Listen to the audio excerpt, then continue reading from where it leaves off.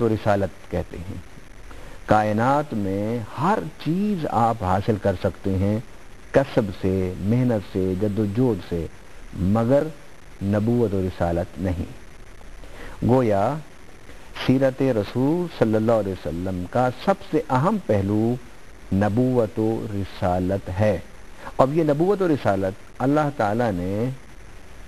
1,24,000 انبیاء کو عطا فرمایا۔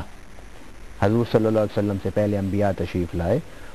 انبیاء آئے، رسل آئے، تشریف لائے، اور وہ اللہ کے فرستادہ تھے، اللہ کے پیغمبر تھے، رب کی وحی ان پر اترتی تھی صحف کی صورت میں، کتاب کی صورت میں۔ گویا آپ اگر انسانوں کو دیکھیں تو انسانوں میں سب سے بلند مقام پر وہ شخصیات ہیں، یا یوں کہہ لیں کہ انسانوں میں سب سے کامل زندگی اور سیرت ان شخصیات کی ہے جنہیں نبی اور رسول کہتے ہیں۔ صاحب، نبی اور رسول آپ نے فرمایا کہ یہ آپ صلی اللہ علیہ وآلہ وسلم کی سب سے بڑی خوبی ہے۔ 1,24,000 پیغمبر اس دنیا میں آئے، ظاہر ہے سبھی کو اللہ تعالیٰ نے نبوت و رسالت عطا کی اور ان کو بہت ساری خوبیاں دے کر اس دنیا میں بھیجا۔ آپ یہ فرمائیے گا کہ آپ صلی اللہ علیہ وآلہ وسلم کی سیرت جو ہے باقی انبیاء سے کس طرح سے مختلف ہے، کس طرح سے ممتاز ہے؟ قرآن پاک میں اللہ تعالیٰ نے فرمایا ہے کہ وَلِكُلِّ قَوْمٍ ہاد، کہ ہم نے ہر قوم کے لیے ہدایت دینے والا بھیجا ہے۔ یہ الگ بات ہے کہ اللہ رب العالمین نے جن انبیاء کا ذکر کیا اور جن رسل کا ذکر کیا ان میں سے زیادہ تر کا تعلق عرب علاقوں سے ہے۔ قرآن پاک میں ہے کہ ہم نے کچھ انبیاء کے واقعات بیان کر دیے اور کچھ کے واقعات ہم نے بیان نہیں کیے، لیکن قرآن پاک کا یہ فرمان کہ وَلِكُلِّ قَوْمٍ ہاد، کہ ہم نے ہر قوم کے لیے ہدایت دینے والا بھیجا ہے، اس کا مطلب یہ ہے کہ کائنات کا کوئی خطہ، کوئی علاقہ، کوئی گونا، کوئی گوشہ ایسا نہیں کہ جہاں اللہ تعالیٰ نے انسانیت کی ہدایت کے لیے اپنے برگزیدہ لوگ نہ بھیجے ہوں۔ رہی یہ بات کہ نبوت و رسالت، یہ اگر سب سے اہم وصف ہے سیرت کا، تو یہ تو 1,24,000 انبیاء کو اللہ نے عطا فرمایا، اس میں کوئی شک نہیں کہ اللہ کی ساری کائنات میں 1,24,000 کا بڑا مقام اور بڑا منفرد اعزاز ہے ان کے لیے۔ اب رہی بات کہ زمرہ انبیاء میں اور گروہ رسل میں حضور صلی اللہ علیہ وسلم کی سیرت کا ممتاز اور منفرد ہونا، یہ ایک اہم سوال ہے۔ اور نہ صرف انبیاء اور رسل بلکہ دنیا کے باقی جو بڑی شخصیات ہیں ان سے بھی حضور صلی اللہ علیہ وسلم کی سیرت طیبہ کا منفرد اور ممتاز ہونا یہ ایک مسلمہ حقیقت ہے۔ اب اس کی تھوڑی سی وضاحت کی ضرورت ہے، میں آپ کے سامنے اس وضاحت کو رکھنا چاہتا ہوں کہ حضور صلی اللہ علیہ وسلم کی سیرت طیبہ وہ سیرت طیبہ ہے کہ جس میں آپ کو پیدائش سے لے کر وفات تک تمام معاملات میں آپ کو رہنمائی ملے گی، اور حضور صلی اللہ علیہ وسلم ہمیں خود رہنمائی دیتے ہوئے نظر آتے ہیں۔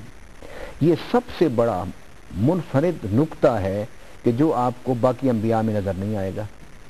میں یہ نہیں کہتا کہ انہوں نے رہنمائی یا ہدایت دی نہیں، انہوں نے رہنمائی ہدایت دی ہوگی، مگر انسانیت کے سامنے منظم، مرتب اور مدون شکل میں اگر کوئی سیرت ان سارے تقاضوں کو پورا کرتی ہوئی نظر آتی ہے تو وہ سیرت محمد صلی اللہ علیہ وسلم ہے۔ حضرات انبیاء علیہ السلام میں آپ اگر دیکھیں، حضرت عیسیٰ علیہ السلام حضور صلی اللہ علیہ وسلم سے پہلے دنیا میں آئے، نبوت کا اعلان فرمایا۔ آپ کی دور نبوت فقط 2 یا 2.5 سال پر مشتمل ہے، اور اس 2-2.5 سال میں آپ نے 10-12 نصیحتیں فرمائی ہیں، اور اس کے بعد آپ کی نبوت کا زمانہ ختم ہو گیا۔ نہ حضرت عیسیٰ علیہ السلام کی زندگی میں ہمیں ازدواجی زندگی کی رہنمائی ملتی ہے، نہ حضرت عیسیٰ علیہ السلام کی زندگی میں جنگ و امن کے لیے کوئی آپ نے معاہدے کرتے ہوئے ہمیں نظر آتے ہیں، نہ حضرت عیسیٰ علیہ السلام کی حوالے سے تجارت کیسے کرنی چاہیے اور اس کے کیا اصول اور کیا ضوابط ہیں، اس حوالے سے بھی کوئی رہنمائی نہیں ملتی۔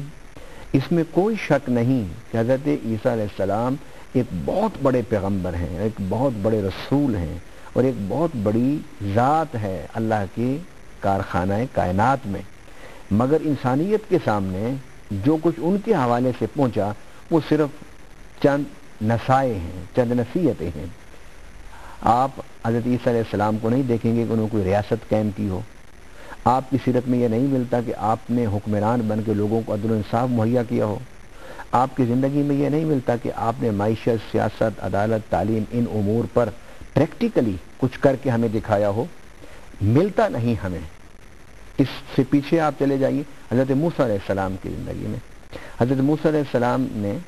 اپنا بچپن اپنے ماں باپ کے ساتھ نہیں گزارا، فرعون کے محل میں گزارا، پھر وہاں سے آپ اردن تشریف لے گئے، اردن سے آپ پھر شادی کر کے پھر واپس مصر تشریف لائے، اللہ تعالیٰ نے آپ کو چند تختیاں عطا فرمائی، اور وہ ان تختیوں کو جو ہدایت کا ایک کتاب، ایک ذریعہ تھی، اپنے قوم کے سامنے رکھا۔ اس میں سب سے بڑا نقطہ یہ تھا کہ تم فلسطین کے علاقے میں آؤ اور تم جہاد کرو، اور اللہ تعالیٰ وہ تمہاری مدد فرمائے گا اور تمہیں وہ علاقہ عطا فرمائے گا۔ مگر تاریخ انسانیت اس بات کی گواہ ہے کہ قوم نے کہا کہ ہم نہیں جاتے وہاں پر لڑنے کے لیے، کیونکہ وہاں